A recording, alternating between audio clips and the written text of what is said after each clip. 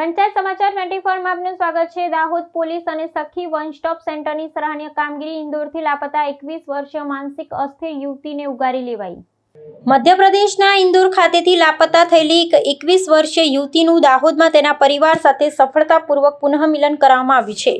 Dahod police તંત્ર અને સખી વન સ્ટોપ સેન્ટરની સમયસૂચકતા તથા સરાહનીય કામગીરીના પરિણામે આ ગુમશુદા યુવતીને સુરક્ષિત રીતે તેના સ્વજનો સુધી પહોંચાડવામાં વહીવટીતંત્રને મોટી સફળતા સાંપડી છે। પ્રાપ્ત માહિતી અનુસાર આ યુવતી ઇન્દોરના આઝાદનગર પોલીસ મથકની હદમાં આવેલી મુસાખેડી અજયબાગ સોસાયટીમાંથી ગુમ થઈ હતી, જે સંદર્ભે સ્થાનિક પોલીસમાં સત્તાવાર ફરિયાદ પણ નોંધવામાં આવી હતી।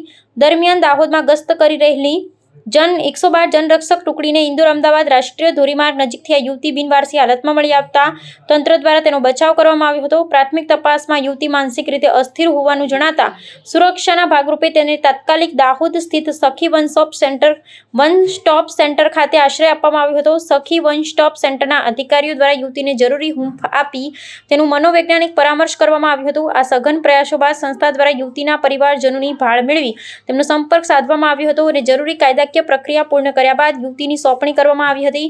દીકરીને હેમખેમ પરત મેળવી પરિવારે વહીવટીતંત્રનો હૃદયપૂર્વક આભાર વ્યક્ત કર્યો હતો, જે મહિલા સુરક્ષા માટે કાર્યરત આવી સરકારી સંસ્થાઓની ઉપયોગિતા અને સંવેદનશીલતાને સાર્થકતા કરે છે।